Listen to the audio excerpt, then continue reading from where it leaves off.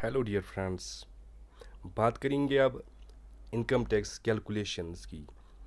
जो सैलरीज से income tax की डिडक्शन की जाती है वो कैसे कैलकुलेट करें उस बारे में बात करेंगे।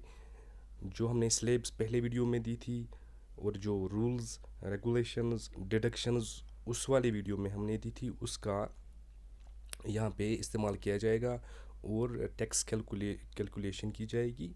और हम देखेंगे कुछ एग्जांपल्स के ज़रिए कि जो टैक्स है ये कैसे कैलकुलेट करते हैं। तो पहले अगर हम देखेंगे यहाँ पे एक इलस्ट्रेशन दी हुई है। एग्जांपल में 5 लोगों का जो सैलरी है ग्रॉस इनकम है उसको दिखाया गया है। जैसे पहले एम्प्लॉय का 2.5 लाख, दूसरे का 6 लाख, तीसरे का 10.5 लाख, चौथे का 55 लाख से ऊपर और पांचवे का 1 करोड़ से ऊपर। तो इन इलस्ट्रेशंस को यहाँ पे नीचे अलग अलग कॉलम्स में दिया गया है। और डिडक्शन जो है इनकी डिडक्शन खाली 80C में आ रही है, क्योंकि जो डिडक्शन यहाँ पे दिखाई गई है इन एम्प्लॉयज़ की वो खाली जीपी फंड के अंदर दिखाई गई है। पहले वाली एम्प्लॉय जो है ये 45,000 का डिडक्शन कर रहा है जीपी फंड में, दूसरा 50,000 का, तीसरा 1 लाख का, चौथा और पांचवा भी 1 लाख का डिडक्शन कर रहे हैं जीपी फंड में।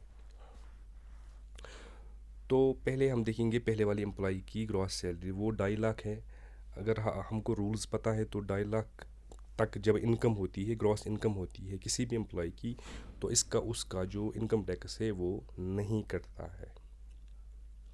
उसके बाद हम देखेंगे 6 लाख वाले एम्प्लॉय की।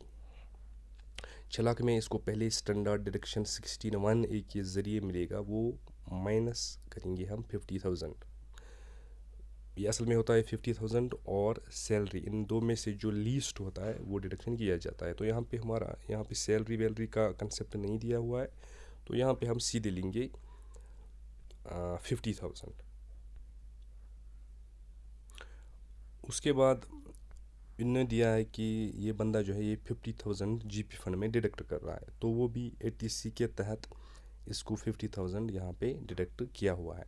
तो टैक्सेबल इनकम जो बनता है स्टैंडर्ड डिडक्शन और 80C में जी फंड का डिडक्शन डिडक्ट करने के बाद, लेस करने के बाद, वो इसका टैक्सेबल इनकम बनता है 5 लाख। तो हमको पता है कि 87A के मुताबिक एक एम्प्लॉय को रिबेट मिलता है। रिबेट मिलता है अगर उसका इनकम 5 लाख या 5 लाख से कम बनता है, मगर कौन सा income? Taxable income. Taxable income हो गया ग्रॉस इनकम को स्टैंडर्ड डिडक्शंस और डिफरेंट डिडक्शंस कम करने के बाद जो इनकम बचती है उसको बोलते हैं टैक्सेबल इनकम। अगर टैक्सेबल इनकम 5 लाख या 5 लाख से कम बनता है तो उसको रिबेट मिलता है 12,500 रुपये का। तो इस एग्ज़ाम्पल से क्लियर होता है कि ये जो 5 लाख वाला एम्प्लॉय है जिसका टैक्सेबल इनकम बनता है तो इसको भी टैक्स नहीं देना पड़ेगा। उसके बाद हम बात करेंगे इस एम्प्लॉय की जिसकी इस ग्रॉस सैलरी जो है वो 10,50,000 10,50,000 है। तो इसका पहला तो स्टैंडर्ड डिडक्शन 50,000 का कटेगा, माइनस हो जाएगा 80C के तहत, क्योंकि यहाँ पे डोनेट कर कंट्रीब्यूट करता है जीपी फंड में 1 लाख रुपीज़। तो 80C के तहत इसका फिर से डिडक्शन हो जाएगा 1 लाख रुपीज़। तो जो टैक्सेबल इनकम बचता है वो बनता है 9 लाख। तो 9 लाख जो टैक्सेबल इनकम है ये वो इनकम है जिस पे हम टैक्स स्लैब्स लागू करते हैं अब। तो अगर हम एज़ पर रूल्स जाएंगे 2.5 लाख तक हमको पता है कि कोई टैक्स नहीं अदा करनी पड़ती है। 2.5 लाख से लेके 5 लाख तक 5%। तो वो 5% जो है वो इस बंदे का बनता है 5% जो इसका बनता है वो बनता है 2.5 लाख का 5% वो हो गया 12,500। अगर इसकी नेट इनकम जो है जो या टैक्सेबल इनकम है 5 लाख तक आ जाती तो ये 12,500 इसको नहीं भरने पड़ते 87A के तहत। लेकिन अब चूँकि इसका 9 लाख तक पहुंचता है टैक्सेबल इनकम, तो पहले तो इसको ये एक तो 2.5 लाख ये 12,500 देना पड़ेगा। उसके बाद बचते हैं इसके 4 लाख। 5 लाख से लेके 10 लाख की रेंज में इसका 5 लाख ये 4 लाख बचता है। तो 4 लाख पे 20% देने पड़ेंगे इस एम्प्लॉय को। 20% वो होता है 80,000 रुपीज़। तो टोटल जो टैक्स इसको देना पड़ेगा, एक तो ये वाला 12,500, दूसरा ये वाला 80,000, तो टोटल बन जाता है वो 92,500। तो 92,500 जो है, इस पे इसको फिर हेल्थ और एजुकेशनल सेस भी 4% लगेगा। यानी कि 90,500 को 4% से मल्टीप्लाई करेंगे तो वो बन जाता है 3,700। 3,700 प्लस 92,500 वो बन जाता है 96,200। तो ये वो टैक्स है जो इस एम्प्लॉय को अदा करना पड़ेगा। तो उसके बाद हम देखेंगे इस एम्प्लॉय की बात। 55,50,000 इसका ग्रॉस इनकम बनता है। तो उस ग्रॉस इनकम में से पहले इसको कटेगा 50,000 स्टैंडर्ड डिडक्शन का। उसके बाद जीपी फंड जो 80C में आता है वो 1 लाख भी इसको कटेगा। तो बचते हैं इसके 54 लाख्स। तो 54 लाख्स में जब 54 लाख्स में हम वो स्लेब्स का लगाएंगे पहले 5%, 20%, 30%, तो वो इसका टैक्स बन जाता है 14,32,500।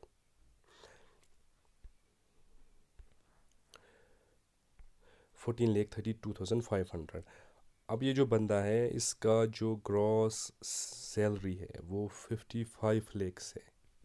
तो ये बंदा under the ambit of surcharge आएगा, क्योंकि सरचार्ज तब लागू होता है जब किसी एम्प्लॉय की सैलरी 50 लाख्स से तजावुज़ करती है, ऊपर होती है, उससे ऊपर होती है, तब इसको सरचार्ज देना पड़ेगा।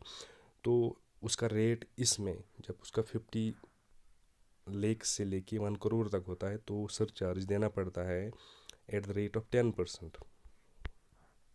तो जो इनकम टैक्स इसका यहाँ पे कैलकुलेट हो गया, इसका 10% जो है वो है 1,43,250। ठीक है।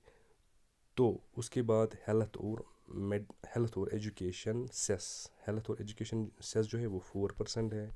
4% किसका?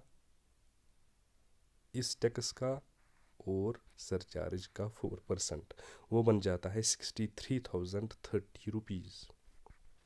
तो टोटल टैक्स क्या देना पड़ेगा इसको? एक तो ये 14,32,000, फिर ये 1,43,230, और उसके अलावा इसको देना पड़ेगा 63,030। टोटल में इसको देना पड़ेगा 16,38,780। तो इसके बाद जाएंगे हम एक और एग्ज़ाम्पल की ओर। यहाँ पे एम्प्लॉई को 60 ईयर से कम बताया जाता है। तो इसकी जो ग्रॉस सैलरी है 5,55,000। 5,55,000 इसका मेडिकल रिम्बर्समेंट जो कि एम्प्लॉयर देता है इसको, वो एम्प्लॉयर देता है, ये परक्यूसाइड्स में आएगा, क्योंकि 35,000 ये जो है ये इसको एम्प्लॉयर खुद देता है, तो ये परक्यूसाइड्स में ऐड हो जाएगा।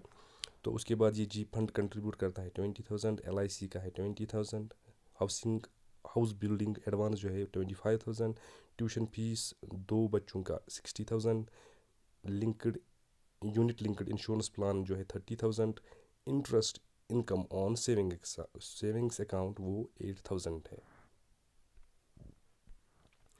उसके बाद interest income on term deposit. ये जो दो इनकम्स हैं, इंटरेस्ट इनकम ऑन सेविंग और टाइम डिपॉजिट, ये दो इसकी इनकम में ऐड हो जाएंगे, और ये आएगा किस हेड में? अदर इनकम हेड में। तो इस बंदे का ग्रॉस सैलरी जो है वो 5,55,000 है। परक्यूसाइड जो इसको एम्प्लॉयर देता है 35,000 का। तो इसमें से पहले स्टैंडर्ड डिडक्शन जो होगा कम होगा, वो 50,000 होगा। 50,000 के बाद इसका जो इनकम फ्रॉम अदर सोर्सेज है, जैसे मैंने अभी बोला कि इंटरेस्ट इसको चढ़ता है सेविंग अकाउंट्स के पैसे का 8,000 और इंटरेस्ट ऑन टर्म डिपॉजिट का 15,000, टोटल बन गया 23,000। तो ग्रॉस इनकम जो है अदर सोर्सेज के अलावा जो बनता है इसका, या अदर सोर्सेज के समेत जो बनता है, वो बनता है 5,63,000।